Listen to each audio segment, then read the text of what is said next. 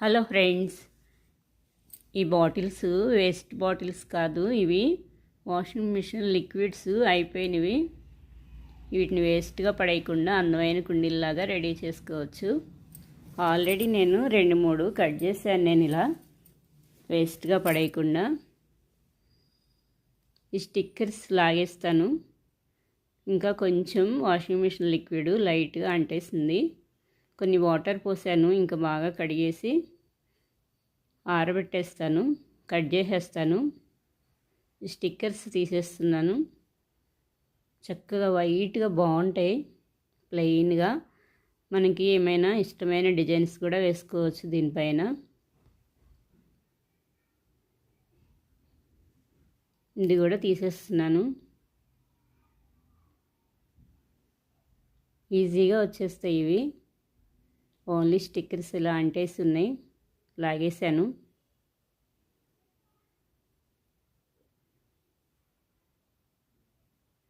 ఇక్కడ పట్టుకునే చోట, ఈ డబ్బాని ఇలా పట్టుకునే చోట ఇక్కడ పైన కటింగ్ చేసేస్తే, ఈ పట్టుకునే చోట అయితే చక్కగా పెయింటింగ్ వేసేసుకుని సైడ్కి కళ్ళు, ముక్కు అలా వచ్చేటట్టుగా అందంగా అలంకరించేస్తాను.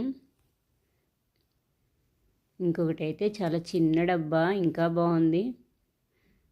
పుదీనా నిన్న వాటర్లో పెట్టేసి ఉంచితే లైట్గా వైట్గా కొంచెం వచ్చినాయి రూట్స్. కాస్త గాలికి ఇలా పెట్టేశాను. ఈరోజైతే సన్ ఎర్లీ మార్నింగే కాసేపు వచ్చింది, మళ్ళీ మబ్బు పట్టేసింది ఫుల్గా. ఈవినింగ్ టైం కల్లా వర్షం స్టార్ట్ అవుతుంది. ఇలా నారు పోసిన చోటే మనం వదిలేస్తే ఇలా కొన్ని మొక్కలు అయితే కుళ్ళిపోతూ ఉంటాయి. అలా అయినవన్నీ నేను ఈరోజైతే కొన్ని తీసేస్తూ ఉన్నాను. ఇందులో నారు పోసుకున్నాను. కొన్ని ఆల్రెడీ పడిపోయిన వరకు లాగేసి ఇంకా వాటిని కదిలించలేదు, హైట్ అవుతున్నాయి.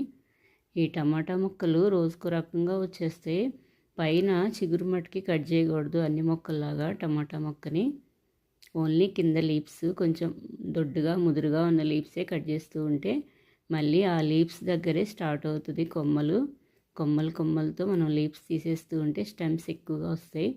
పైన కటింగ్ వేయకూడదు టమాటా మొక్కలు. ఇప్పుడు ఈజీగా వస్తాయి. వేస్ట్ డబ్బాల్లో కూడా మనం ఇంట్లో యూజ్ చేసుకునే టమాటా గింజలు వేసుకున్న చాలా బాగా వస్తాయి.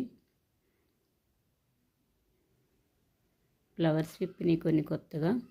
రైస్ బ్యాగ్లు మనం రైస్ తెచ్చుకున్నప్పుడు ఖాళీ అయిన బ్యాగ్స్ వేస్ట్గా పడేయకుండా వీటిని హాఫ్ కట్ చేసుకుని లోపలికి కానీ బయటికి కానీ వాటిని చివర్లు ఫోల్డ్ చేసేసి ఇందులో కిచెన్ వేస్ట్ అయినా రెడీ చేసుకుని బయట మట్టిలో పెట్టేసుకోవచ్చు.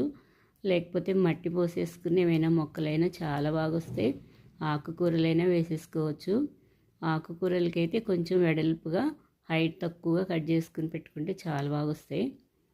వేరే వెజిటేబుల్స్ కూడా పెట్టుకోవచ్చు. మనం కలిపి పెట్టే ఎరువును బట్టి ఎరువులు కలుపుకుని మట్టి లూజ్గా ఉంటే ఎందులో పెట్టినా వస్తాయి, కుండీలు అక్కర్లేదు. డైలీ కొన్ని ఫ్లవర్స్ విప్పుతున్నాయి. అలాగే స్టార్టింగ్ వచ్చిన ఫ్లవర్స్ డైలీ ఇలా కొన్ని అయితే రాలిపోతూ ఉన్నాయి, కొన్ని ఏమో సీడ్స్కి నిలబడుతూ ఉన్నాయి. చాలా బాగా వచ్చినాయి. పుదీనా కొమ్మలు గుచ్చాను కదా, లీవ్స్ అన్నీ కోసేసి ఓన్లీ కాడలే పెట్టాను. కొత్త లీవ్స్ స్టార్ట్ అయిపోయినాయి. ఎందుకండి ఇక్కడ కూడా కొత్త లీవ్స్ వచ్చేసినాయి. పుదీనా ఈజీగా వస్తుంది.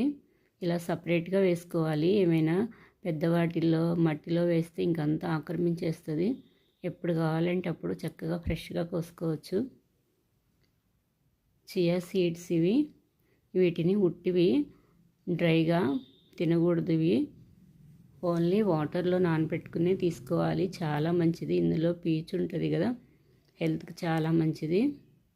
సబ్జా విత్తనాలు నానబెడితే ఎలా వస్తాయో ఇవి కూడా వాటర్లో వేస్తే అలాగే వస్తున్నాయి. దొడ్డుగా చాలా చిన్నగా వైట్ కలర్లో కూడా ఉన్నాయి కొన్ని అయితే.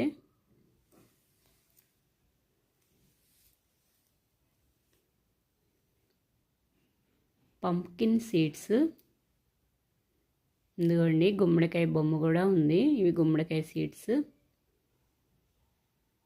ఇవి చిన్నప్పుడైతే పొయ్యి దగ్గర బూడిదలో వేసేసేవాళ్ళం.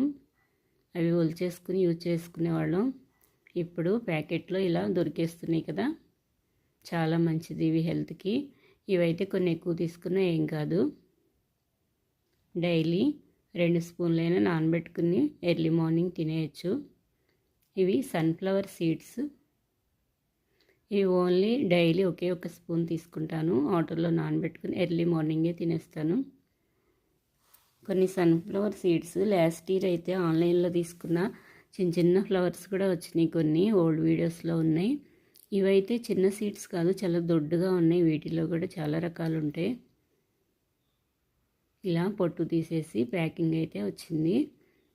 ఓన్లీ ఒక స్పూనే తీసుకోవాలి. ఏవైనా అతి పనికిరాదు. ఓన్లీ 1 ఆర్ 2 స్పూన్స్ వరకు ఓకే. నైట్లో నానబెట్టేసుకుని ఎర్లీ మార్నింగ్ తీసుకోవచ్చు. చియా సీడ్స్ చాలా మంచిది హెల్త్కి. ఓన్లీ డ్రైగా అస్సలు తినకూడదు. ఇవి గొంతుకి అడ్డుపడిపోతాయి. ఇవి నానబెట్టుకుని